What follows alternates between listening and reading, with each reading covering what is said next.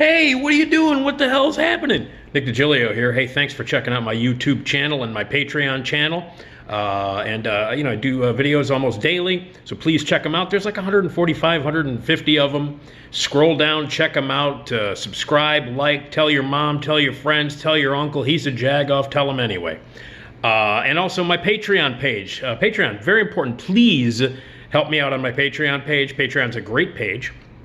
That is dedicated to artists and musicians and storytellers and video makers and creative people who want to share their stories and our art and their music and all kinds of cool stuff and their videos with you. But in order to do that, they need a little help, and I'm one of those people. So if you can help out, it would be awesome. You pick a tier, you become a patron.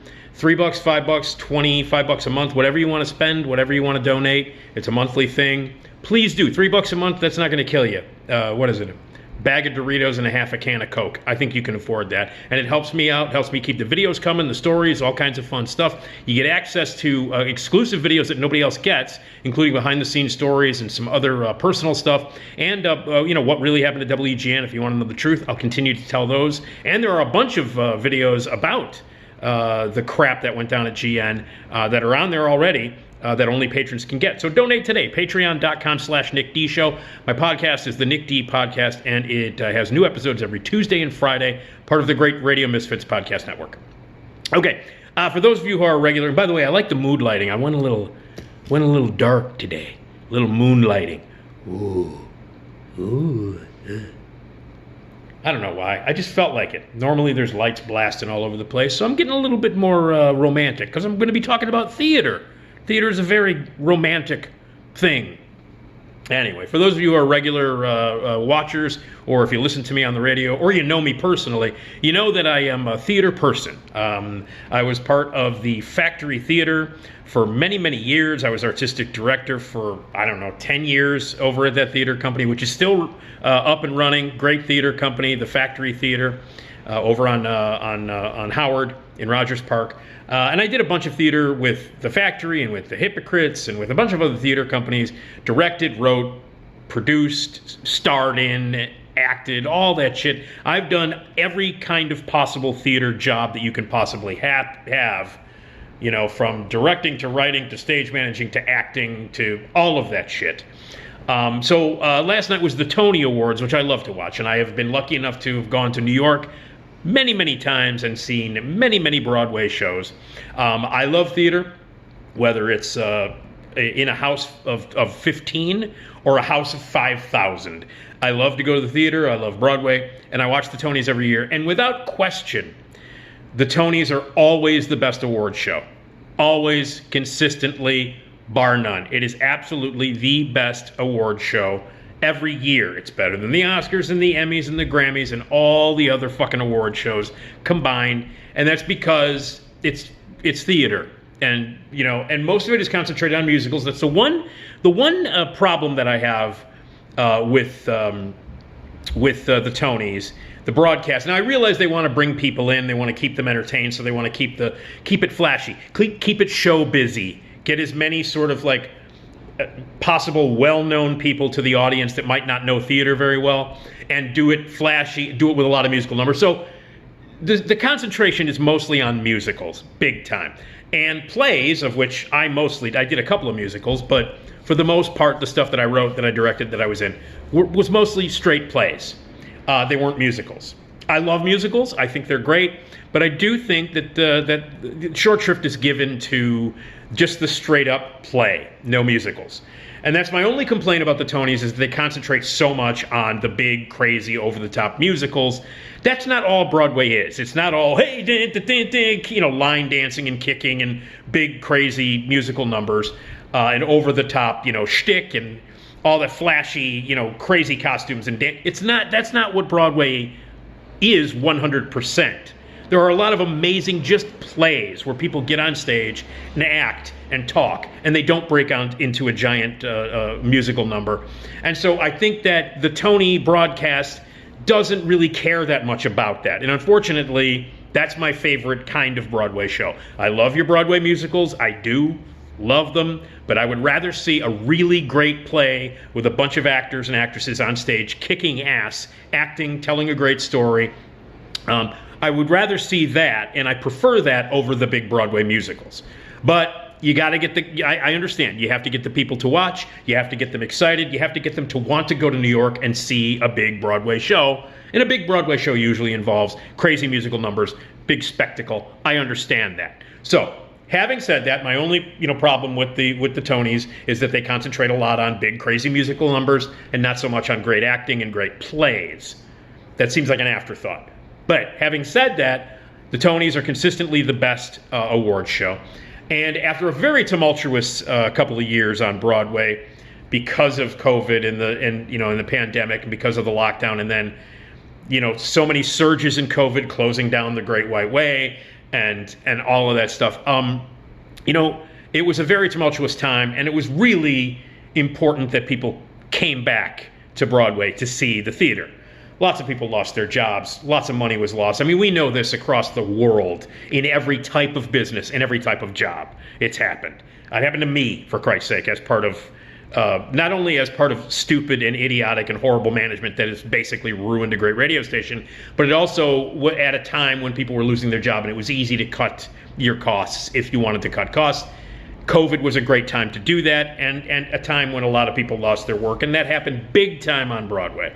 I mean, when Broadway went dark for that period, it broke my heart. I mean, seeing footage of New York, of that whole 45 block area of theaters, to see them completely dark and nothing, and people, actors, stagehands, every possible job losing their jobs was heartbreaking. So to see it come back is great. And last night's presentation of the Tony Awards was important to get people to come back to New York, to get people to go back to the theater, and to get those theater companies and the producers and the big Broadway shows back up and running. And it's been interesting because of COVID. Few observations about the show itself. And I'm looking at the New York Times article that they wrote. They're talking about some of the performances. Now, overall, I thought the award show was great. Ariana DeBose, can I just say Ariana DeBose she's a gift from the heavens. She's insanely talented. For those of you who might not know, she just won an Academy Award a couple of months ago for playing Rita in Steven Spielberg's version of West Side Story. She's amazing in that. She's a Broadway actress, singer, dancer, all of it. And she hosted the Tonys with a great opening number, a great closing number, all the shtick in between. Fantastic. And she was amazing. She's amazing. Unbelievable, jaw-droppingly talented, beautiful, representing her culture and her sexuality in a great, fierce way, conquering the stage, owning the show last night. Ariana DeBose is unbelievable, and she was a great choice. A couple of interesting things, as I was just talking about how COVID has affected theater. Well, over the past, months, year or so, getting back up on its feet, there have been a lot of issues about COVID, about wearing masks in the theater, and it became a major thing. Patti LuPone went off on a couple of audience members at a Q&A one night, screaming at them about not wearing masks. There are people who are now hired by Broadway, by theater companies, to actually make sure that COVID standards are up, that people are wearing their masks.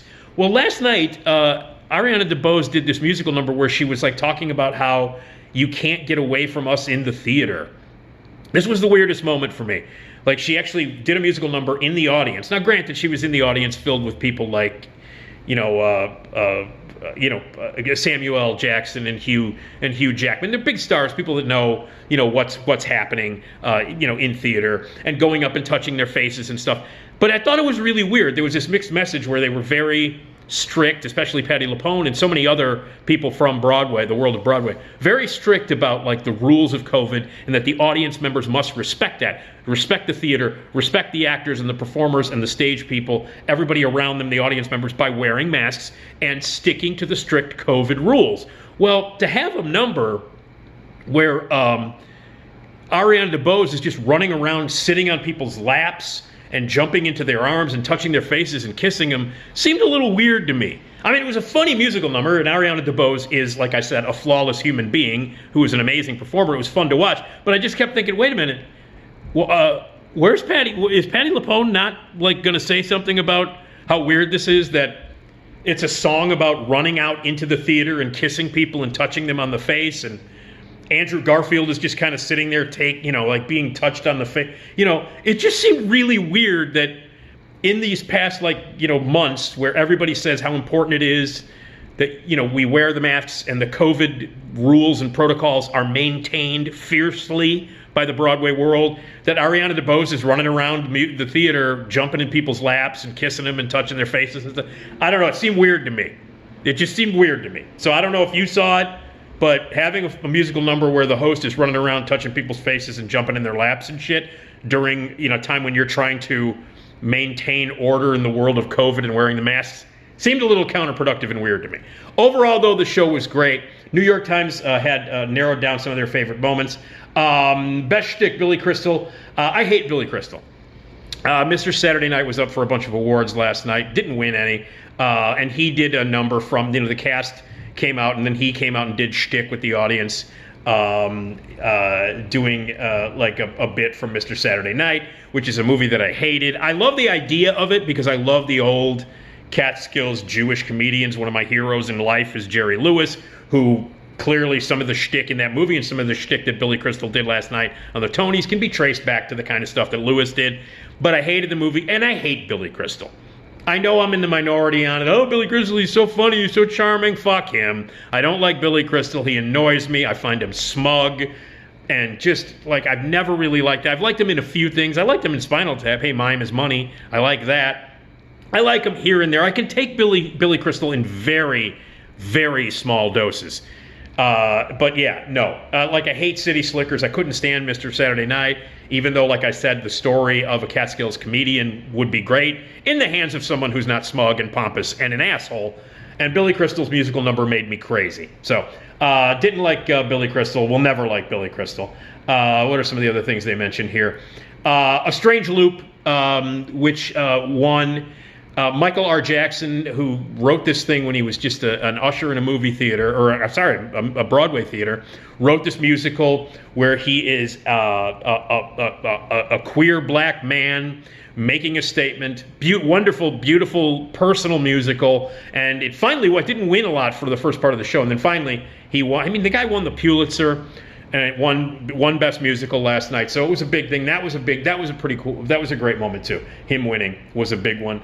Another great thing was the shout out to the understudies and the swings, because people don't realize how important understudies are. I've understudied. It's not easy. I've gone in at the last minute, walked into the theater and said, so and so is sick. You got to go in. Like it was a show that I directed, so I knew it. And so I had to step in and do it. And I have relied on understudies as a director. And in the world of Broadway, you've got swings and you've got understudies. They got a huge shout out last night because during COVID and during these times, understudies were used a lot. For a lot of the major stars, because you never knew. You get tested every day and somebody has COVID, they can't go in. You need a swing, you need an understudy. And they got a huge shout out. The world of the understudies and the world of swings got major shout outs in a lot of the acceptance speeches and in a performance. Six, the musical, which performed, they had to have their dance choreographer come in and perform on the show. So lots of shout outs to the understudies and to the swings last night. So let's see, what else do they have here? There are a lot of great theater stars that made that aren't very known, that finally get the spotlight shined on them. There are certain things that I don't really look forward to. This trend of doing jukebox musicals, I just don't. It's not my thing. And this whole this Michael Jackson thing, where the guy who played Michael Jackson won Best Actor in a Musical, I don't get it. I don't understand it. The whole Jersey Boys, and it became this. Dreamgirls is more original than that. But I'm talking about taking your established music star, like the Alanis Morissette thing. These jukebox musicals where they take established music stars and they just take their songs and put them in a musical and have people perform like the greatest hits of certain musical artists. It seems very Six Flag-ish to me. I don't understand it. I don't like them. Like these greatest hits musicals, like MJ. You couldn't pay me to see. First of all, I'm not a Michael Jackson fan at all. At all. I think he sucked. Never big a fan. So I like Off the Wall, and I like the Jackson 5. Everything after Off the Wall, and I'm including Thriller, and I'm including Bad, was shit. And I've never liked him. Always thought he was a fucking weirdo. Yes, he can dance. Yes, he's a great performer. His music sucked, and I didn't care about him. And there's no way you couldn't pay me to see this MJ thing. I don't care if his weirdo kids came out and introduced it. And then this guy wins Best Actor. The whole jukebox trend of just having a whole bunch of people on stage performing the greatest hits of certain artists is stupid to me. It doesn't make any sense. Very Six Flag review-ish. And you couldn't pay me to see MJ. Not a chance in hell I would see that. And I don't like the whole musical greatest hits trend.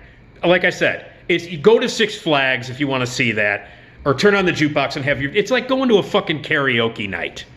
No. Other things that did stand out for me. Spring Awakening, which is, I think, a great musical. Lots of songs that you couldn't perform. There's a great documentary about the reunion concert of the original cast of Spring Awakening, which is this incredible musical that was done 10 some years ago. And almost all of the cast has gone on to bigger and better and greater things. And they did a number last night. For me, it was the highlight of the show. The Spring Awakening number that they did, where they brought out most of the original cast who've gone on to great things. I love that musical. I love what Duncan Sheik did with it. I love Spring Awakening. For me, it was the highlight of the entire show. And one of the few songs from that show that you could actually do on TV. But anyway, great. I know it's a little dated now. Might be a little twee for some people. I love Spring Awakening. For me, it was the highlight of the show. Another highlight was Joaquina Kalukango. Who they did a performance from Paradise Square, which is a great brand new musical, and she was amazing. She would go on to win a Tony later in the show. Her performance was unbelievable. For me, Spring Awakening and her performance in the Paradise Square, unbelievable. Like, it brought the house down. Everybody stood up. It definitely brought the fucking house down. It was a showstopper of biblical proportions, and it was unbelievable. Yeah, Joaquina brought the house fucking down with that performance. Lots of other great things. Performances by the Girl from the North Company. Girl from the North Country, which was Mare Winningham. And it was the Bob Dylan musical. Another thing that I'm not, like, hey, let's do a musical and just have people sing Bob Dylan songs. Don't quite get it. The revival of The Music Man, I would love to see that with Hugh Jackman. They did 76 trombones. I love The Music Man. I would love to see it on Broadway, and it's doing very well. Got great reviews. Very well represented with a great musical number last night. I love Hugh Jackman. Hugh Jackman is one of the most unbelievably talented people on the planet. He can do anything. The guy can do comedy, the guy can do drama, he can sing, he can dance. He can do anything. I think Hugh Jackman is one of the most incredibly well-rounded and unbelievably talented actors, performers, singers on the planet. I love Hugh Jackman. And The Music Man, fantastic. Some of the speeches were great. There were a lot of African American artists that were represented, winning in big, important categories. It's Pride Month, and you're not going to get more pride than when you see Broadway musicals and when you see the Tonys. The Tonys have been very LGBTQ community friendly forever, obviously. The theater community, obviously, and it was a big, huge celebration of all of that last night. Not just Broadway coming back after COVID, but the representation of so many people and lifestyles and beliefs. It was all beautifully celebrated last night. Great speeches, great trends. My favorite speech of the night was also from one of my favorite actresses, Deirdre O'Connell. Deirdre O'Connell is an actress who has worked everywhere. She's worked on Broadway, off Broadway, off Broadway. She has been around for years, for like almost 40 years in the acting world. She's done TV. She's an actress who you've probably seen in movies before. You've probably seen her on TV. You've definitely seen her on stage. She is a theater actress of incredible talent and incredible experience. Like I said, from Broadway to Off-Broadway to Off-Broadway to regional to anything. And on top of that, has done a lot of TV and a lot of movies. She's in a ton of movies. Deirdre O'Connell last night, she won for Dana H. And she came up and did her acceptance speech. And it was fantastic. It was her first Tony. Her first Tony, after acting for like 40 years on stage and in TV and in film, she finally wins a Tony. Her speech was amazing, where she encouraged people to make weird art. I loved her speech. It was my favorite speech of the night, and she's one of my favorite actresses. And if you've not seen her work, look her up. Deirdre O'Connell is her name. You can find her. She's like you look her up at IMDb. Not only great stage work, but a ton of movies and a ton of TV, but a ton of movies. And let me just point out one quick thing. Let me give you one suggestion to check out. Deirdre O'Connell is in Fearless, which is one of my favorite movies of all time. A masterpiece directed by Peter Weir, starring Jeff Bridges and Rosie Perez and John Turturro and Isabella Rossellini and Tom Hulce. One of my favorite movies ever. My favorite actor of all time is Jeff Bridges, and I think it's the best performance that Jeff Bridges has ever given in Fearless. Deirdre O'Connell has a small role in Fearless as the widow of Jeff Bridges' best friend and business partner. It's an astonishing part, and it's one of those parts that you look at and you go, well, no part is too small. You know how they always say that, there's no small parts, only small actors. Well, which I know it's a cliche, but I guess it's true. There are no small parts, only small actors. Well, this is it's a small role, but it's a significant one, a very important one, and she's unbelievable in Fearless. Now, it's one of a ton of movies that you can see her in, and that's Deirdre O'Connell finally getting a Tony last night. Finally. My favorite speech of the night, talking about how important theater is and how great it is. Embrace yourself, embrace your life, embrace your lifestyle, and do weird art.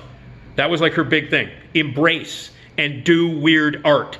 Anyway, if you've not seen Deirdre O'Connell in movies, check her out, but specifically for her role. It's small, but her amazing performance in Fearless. Deirdre O'Connell. Overall, I thought the show was a great celebration. Again, the weird, breaking the fourth wall and running out into the theater during COVID was strange. There were winners that I didn't quite understand. Things that I did. The In Memoriam was beautiful. I cried when Hollis Resnick's picture came up. Did a beautiful job there. The presenters were good. Nathan Lane was unbelievably funny. And him and Andrew Garfield came out because they were both in a revival of Angels in America a few years back. And they were both, like amazing in it. And Nathan Lane, by the way, stole the whole thing. He was only on stage for maybe 3.5 minutes presenting an award. He was hilarious. Nathan Lane is a national treasure. He's one of the greatest people on earth. And he was great. And overall, incredibly entertaining. And again, Ariana DeBose, an incredible host. They did a great job. Theater is back. Broadway is back. Wear your masks when you go. Wear your masks, but go. Go to New York. See some theater. I know it's expensive, but if you got some dough, you know what, man? It was dark for a while, and it was sad, but it's back. The Great White Way is back. It's not so white anymore, that's for sure, which is awesome. But Broadway is back, and it was a huge celebration last night. Overall, terrific show. Little quibbles here and there, but it was terrific. The Tonys are consistently the best award show every year. And I love it when my friends win Tonys, because there were a couple of people last night that I know that were nominated. And a few years ago, my friend David Cromer, one of my good friends, David Cromer, won Best Director, and his play that he directed, A Band's Visit, swept. And so it's also a lot of fun when I know people who are actually in the audience or nominated or winning.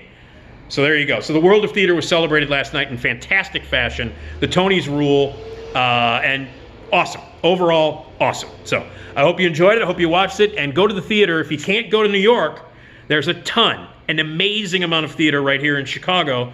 In my opinion, the best city in the world for theater, Chicago. The best city in the world for theater. You can see a show now that COVID is kind of run down. Wear your mask. You could conceivably see a show every night in every part of the city and the surrounding suburbs. Go see some theater. All right, thank you.